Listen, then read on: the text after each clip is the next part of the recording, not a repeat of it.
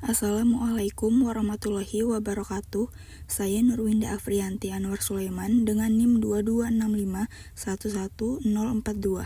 Saya akan membahas topik penting dalam akuntansi manajemen lanjutan, yaitu manajemen persediaan. Persediaan seringkali menjadi aset terbesar bagi perusahaan, sehingga pengelolaannya sangat menentukan kesehatan finansial dan kelancaran operasional. Dari definisinya, persediaan adalah aset lancar yang paling sering kita temui. Dikelompokkan menjadi 3 kategori utama dalam konteks manufaktur, yaitu bahan baku, barang dalam proses, dan barang jadi. Mengapa manajemen persediaan sangat penting? Karena persediaan seringkali merupakan investasi modal terbesar bagi perusahaan. Pengelolaan yang salah dapat menyebabkan dua masalah ekstrim. Jika terlalu banyak, kita menghadapi biaya penyimpanan yang membengkak. Jika terlalu sedikit, kita menghadapi risiko kehabisan stok yang berarti kehilangan penjualan. Tujuan kita sebagai akuntan manajemen adalah menemukan keseimbangan optimal yang meminimalkan total biaya persediaan sambil memastikan kelancaran operasi. Selanjutnya, fungsi utama persediaan. Persediaan tidak hanya dilihat sebagai biaya, tetapi juga memiliki fungsi strategis yang vital, seperti mendukung kelancaran operasi, mengantisipasi permintaan pasar, memanfaatkan diskon kuantitas, dan mengamankan dari kenaikan harga. Selanjutnya, biaya-biaya yang terkait dengan persediaan. Keputusan manajemen persediaan selalu berpusat pada minimalisasi 4 kategori biaya. Yang pertama, biaya pembelian atau perolehan. Ini adalah harga pokok barang ditambah biaya pengiriman. Kedua, biaya pemesanan. Ini adalah biaya yang kita keluarkan setiap kali kita melakukan transaksi pesanan. Ketiga, biaya penyimpanan atau kepemilikan. Ini adalah biaya yang timbul karena kita menyimpan persediaan. Yang keempat, biaya kehabisan stok. Ini adalah biaya yang tersembunyi, yang paling merusak, yang mencakup kerugian laba dari penjualan yang batal, biaya pengiriman yang dipercepat untuk memperbaiki situasi, dan yang paling parah, rusaknya reputasi atau goodwill pelanggan. Model kuantitas pesanan ekonomis. Untuk mengatasi konflik antara biaya pemesanan dan biaya penyimpanan, kita menggunakan model fundamental, Economic Order Quantity atau EOQ.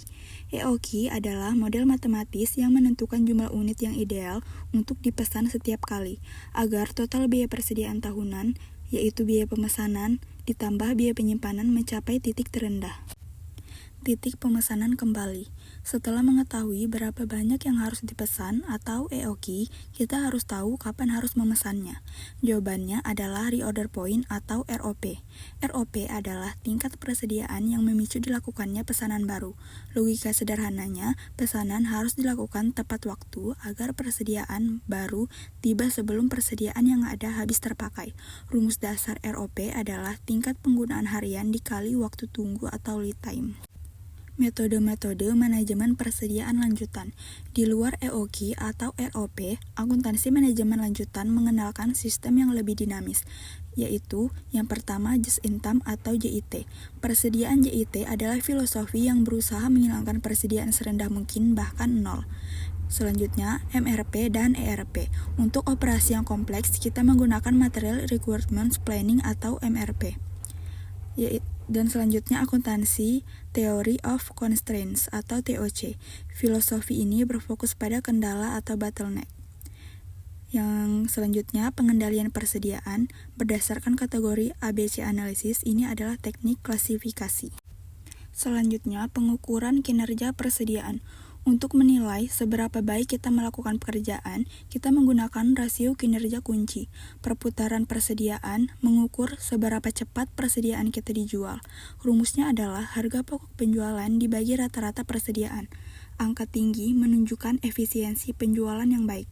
Hari penjualan dalam persediaan menunjukkan rata-rata berapa hari persediaan mengendap di gudang sebelum dijual. Angka rendah menunjukkan likuiditas yang baik dan modal tidak terikat terlalu lama. Yang terakhir, tantangan dan tren dalam manajemen persediaan dan kesimpulan. Manajemen persediaan terus berevolusi. Tantangan saat ini mencakup globalisasi rantai pasokan yang meningkatkan lead time dan risiko ketidakpastian. Tren teknologi juga mengubah cara kita bekerja melalui penggunaan RFID dan LOT untuk pelacakan persediaan real time dan otomatisasi gudang. Selain itu, ada fokus baru pada keberlanjutan atau sustainability, meminimalkan limbah yang berasal dari persediaan yang usang. Kesimpulan dari materi ini adalah manajemen persediaan adalah pilar akuntansi manajemen. Keberhasilannya tidak hanya diukur dari buku besar, tetapi dari optimalisasi biaya dan kelancaran operasi.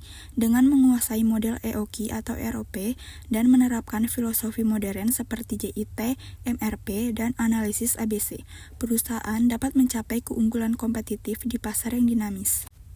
Dengan demikian, penjelasan mengenai manajemen persediaan mulai dari definisi, analisis biaya mendasar, hingga sistem canggih seperti JIT dan analisis ABC yang dapat saya sampaikan. Terima kasih. Wassalamualaikum warahmatullahi wabarakatuh.